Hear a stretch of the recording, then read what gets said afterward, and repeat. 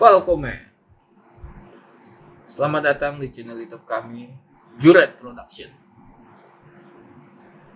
Kali ini gue Pitre akan mengangkat pengalaman horor dari salah satu juret trainer kami saat beradventure seperti hiking ataupun kegiatan adventure lainnya. Saya sudah ditemani bersama salah satu juret trainer kami, yaitu Kenyal. Halo, Apa kabarnya? alhamdulillah baik. Bu Randy gimana, Bu Fitri? Kabarnya? Selalu baik. Udah lama kita nggak bertemu ya. Wah, Lama lama. banget. Udah berapa tahun kita nggak ketemu? 5 tahun kali ya Teh. Cuman tapi kayaknya beberapa minggu yang lalu kita ketemu ya. Udah seminggu ya. Ya seminggu lebih lah. Buka bersama juga kan? Duduk bersama. Alhamdulillah. Ya. Keluarga sehat. Alhamdulillah sehat. Kenyal ini salah satu teman saya juga yang dulunya pernah naik gunung bareng dengan saya ataupun bercanda-canda walaupun sedikit sompral. Benar. Benar. Pada kesempatan kali ini Kenyal akan mencoba berbagi pengalaman horor dari setiap kegiatan adventure-nya. Ya mungkin bisa dijadiin salah satu pembelajaran untuk juret trainer lainnya. Gimana ya? Ada nggak sih pengalaman yang bikin bulu kuduk merinding gitu waktu dulu ataupun ya baru-baru ini kan bisa yang bisa dibagi buat juret trainer? Banyak. Selama naik gunung emang kan kita sering barengan naik gunung. Dulu mungkin sekitar 10 tahun lebih kalinya ya. 10 tahun yang lalu ya. Lebih. Ya, gue juga udah hampir lupa kayaknya sih. Berarti saat itu kita masih oke lah. Woi. Masih pasukan 300. Jadi inget gue waktu zaman dulu. Suka Aduh. bawa keril sampai tinggi-tinggi ya. Jangankan 1, 2 aja kita bawanya. Ya. 2 sampai muka lo biru ya. Nah, Oke, sesuai tema kita nih ya. Kita di sini pengen ngulik pengalaman horor lo itu apa aja sih waktu mungkin waktu dulu sama gua ataupun sama yang lainnya gitu, yang bisa dibagi ke juret trainer lainnya. Hal-hal horor apa sih yang pernah lo alamin? Tahan dulu ya. Oke juret trainer, jangan lupa dukung terus channel YouTube kami Juret Production. Subscribe, comment, and like sehingga dapat menyaksikan kegiatan juret horor baik cerita ataupun live streaming kami. Terima kasih. Oke Jal, lanjutin. cerita horor ya. Kayaknya waktu itu gue lagi sama lo. Waktu itu lagi pendidikan lah ya. Kita lagi ngedidik saat itu. Kalau nggak salah lo lagi di depan, bener gak? Tahun berapa ya? Tahun berapa? Lupa saya kalau tahunnya. Soalnya udah lama. Kemana? Itu Gunung Salak atau Reken Salak? Gunung Salak. Mungkin gue biasanya di Gunung Salak iya, situ gunung iya. Nggak pernah jalur normal lagi. Nggak pernah. jalur. Ini namanya jalur pendidikannya. Kita selalu nyari jalur sendiri, buka jalur. Tapi Itu tentunya dibekali dengan ilmu-ilmu ya, itu pasti. navigasi dan lain sebagainya. Kompas, peta, semua harus ada. Semua alat-alat navigasi itu semua harus ready. Dan ingat, jangan sampai merusak alam. Udah itu aja sih. Saat itu Bung Fitre lagi di depan, saya posisi itu lagi di belakang, dan saat itu emang udah terlalu lelah mungkin ya, udah mau maghrib. Itu emang jalur trekkingnya itu emang medannya sangat sulit kan, benar. Curam. Curhat sekali. Itu udah sekitar pukul 5 lah, dan itu saat mungkin pikiran saya lagi kosong mungkin kali ya, dan itu pas saya lagi istirahat sebentar karena udah kelelahan dengan jalur trekking yang bisa dibilang diucapkan dengan kata-kata lah.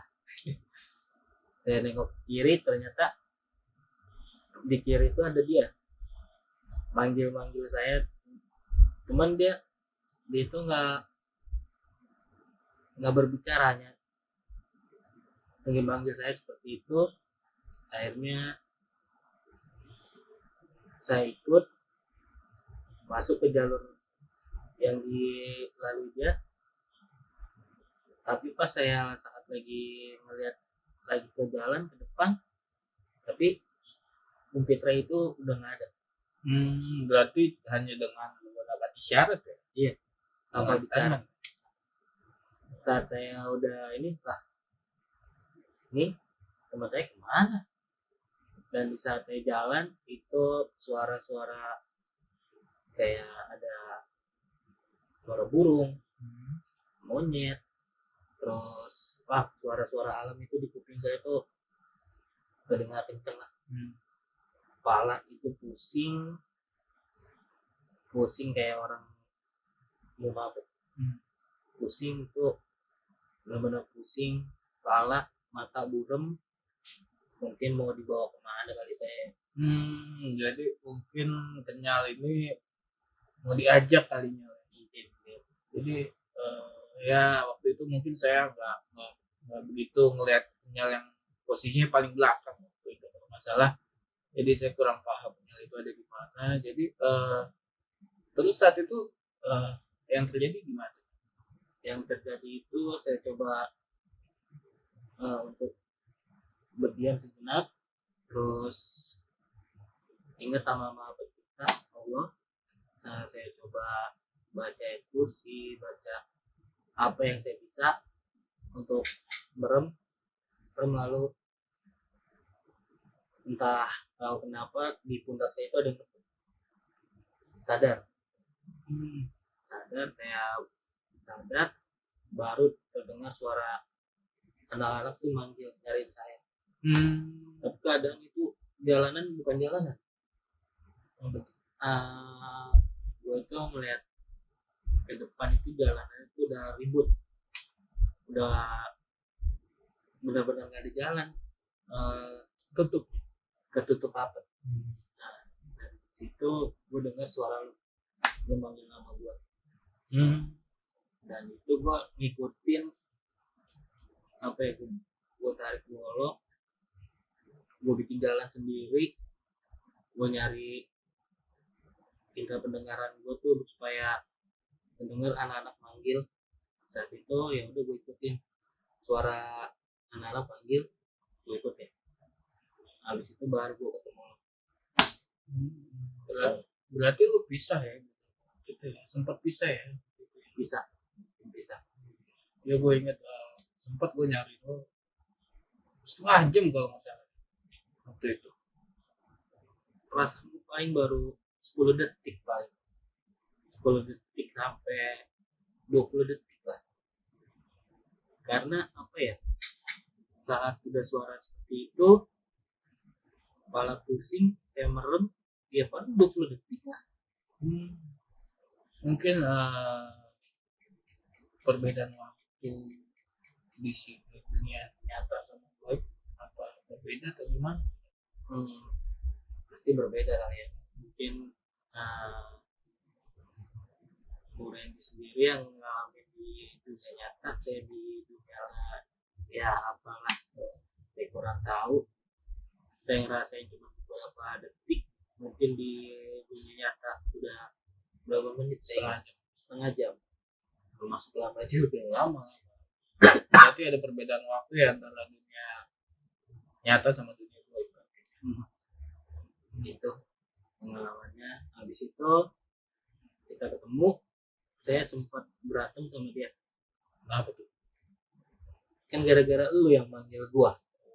Kan itu bukan gue. Ya mana gue tahu lu ngajak gua ke sini ya udah gue ikutin ya, tapi ternyata bukan dia.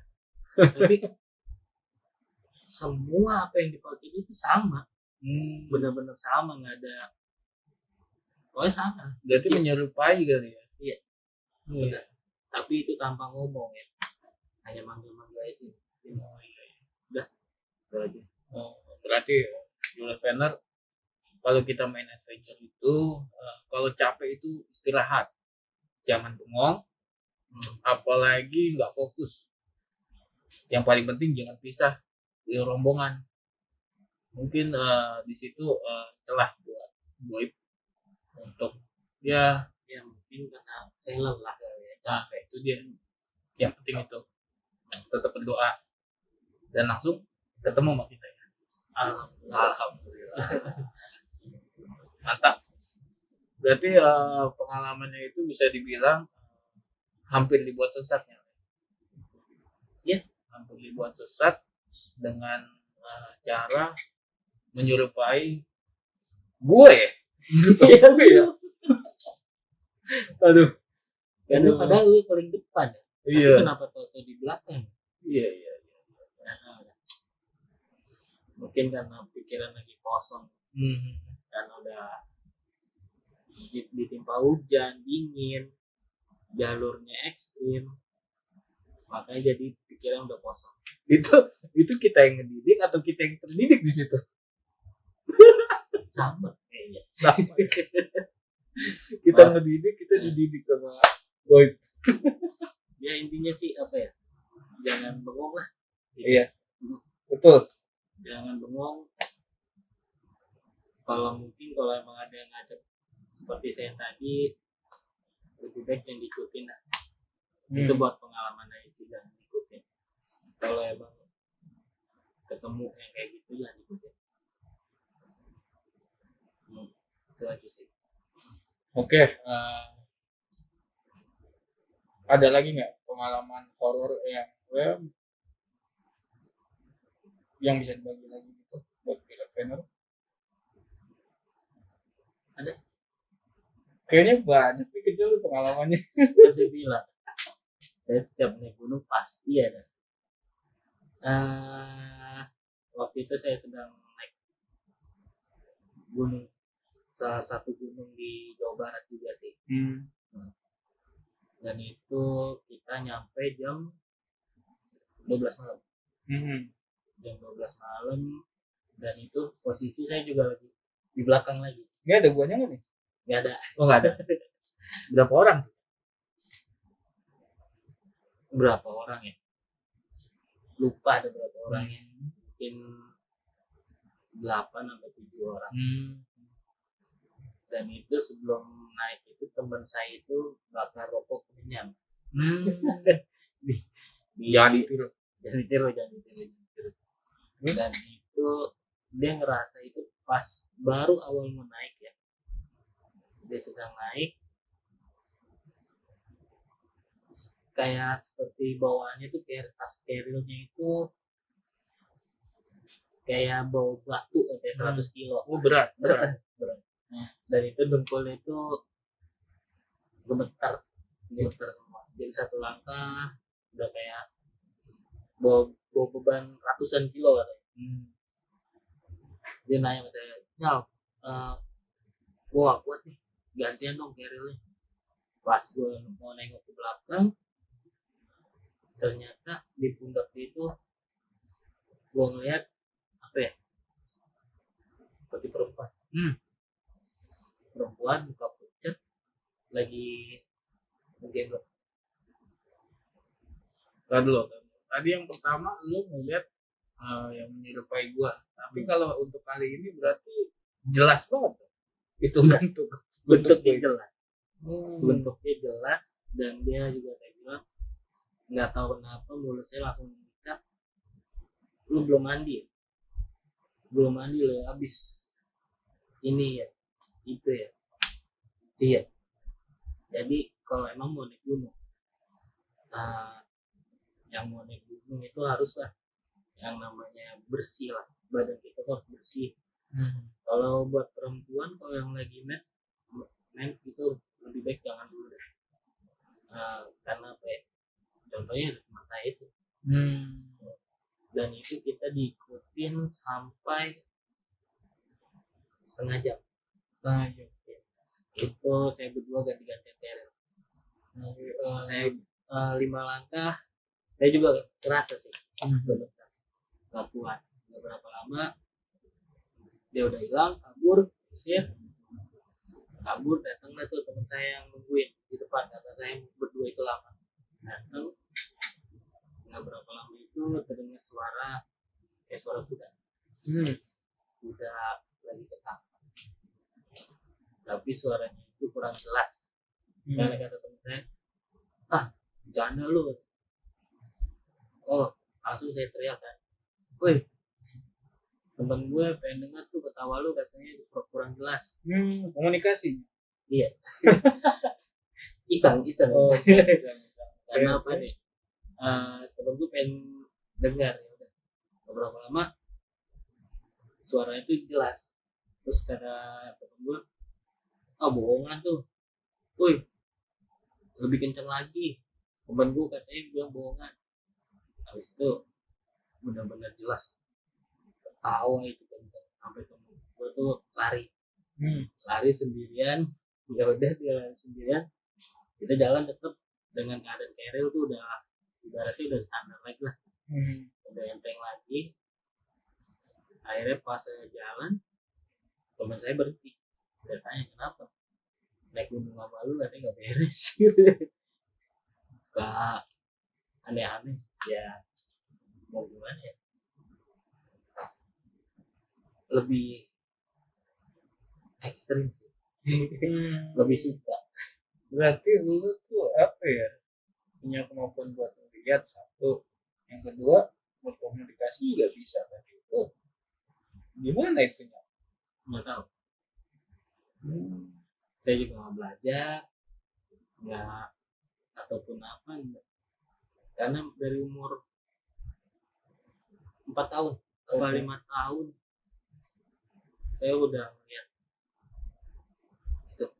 Berarti udah jadi hal yang biasa ya untuk melihat hal-hal gaib seperti itu. Awalnya takut pasti lah, karena udah biasa. Ya udah, anggap aja biasa. Tapi ada perbedaan nggak makhluk gaib yang ada di perkotaan ini ataupun yang di gunung? Ada perbedaan nggak? Ada, jelas pasti. Ada.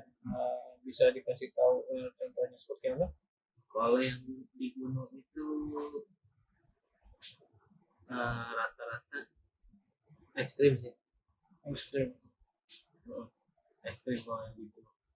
Kalau karena kan lo tahu sendiri gunung itu tempat buang apa. Oh iya. Maksudnya ekstrim berarti lebih ke siluman atau jin atau banyak. Itu banyak apalagi di gunung daerah Jawa Barat terkenal mistis ya kan. Kayaknya kurang jelas apa omongan saya. Dibuka aja masker boleh? Boleh. Silakan dibuka. Jangan dibuka, yang penting kita kan jaga jarak. Tetap patuhi protokol kesehatan. Oke, jadi dari pengalaman yang kedua dari Kenyal ini kita bisa menyimpulkan yang pertama, kalau mau naik gunung harus bersih badannya. Yang kedua ya jangan sompral. Sompral itu dalam arti kata jangan menantang ataupun menginginkan sesuatu bukti dari makhluk gaib.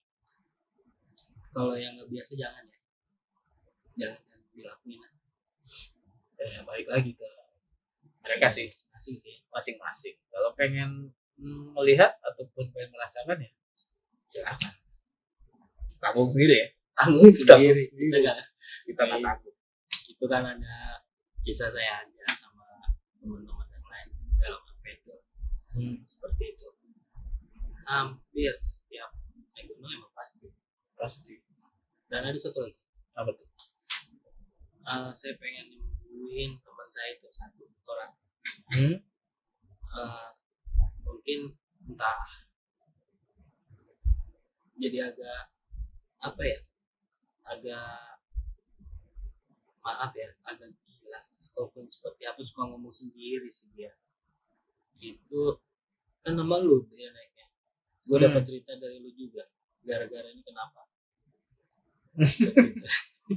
Siapa nih ya? Ya salah satu teman seperjuangan saya lah. Oh iya, gue tahu. Oh itu, ya paham sih. Emang terasa sih perbedaannya. Ya saat itu mungkin gue nggak tahu apa yang dipikirin sama dia ya. Kok bisa ngelakuin itu di hal gunung itu? Ya mungkin bukan sesuatu yang Patut ditiru lah ya. patut ditiru, tapi bukan juga sesuatu yang senonoh atau gimana ya gitu. Bukan seperti itu sih sebenarnya. Cuman mungkin buat makhluk di situnya mungkin merasa terganggu. Dan apesnya dia ya mungkin gue juga nggak tahu ya, itu emang ada di unsur gangguan atau enggak ya. Tapi dia habis pulang dari situ dia cerita setiap malam suka ada yang nyamperin dari gunung sana. Dia cerita sama saya. Lu terakhir komunikasi sama dia 3 tahun yang lalu. Masih sama? Masih sama. Itu kejadian dari 7 tahun yang lalu kali ya. Iya, paham. Dan itu apa ya, saya pengen buat nyembuhin teman saya itu karena kasihan. Pengen buat nyembuhin. Kalau emang ada yang bisa buat nyembuhin, pengen buat disembuhin. Kasihan dia suka ngomong sendiri apa nggak tahu kenapa, udah lama sampai dia pulang ke kampungnya. Siap. Dah. Oke.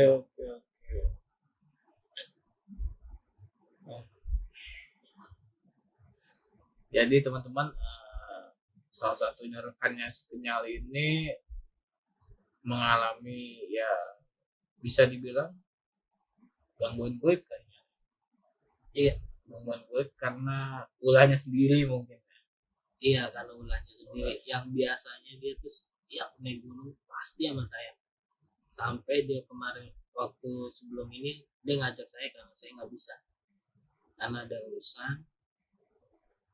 Dia akhirnya kan naik sendiri, tetap dia ngajak saya untuk bareng. Saya nggak bisa.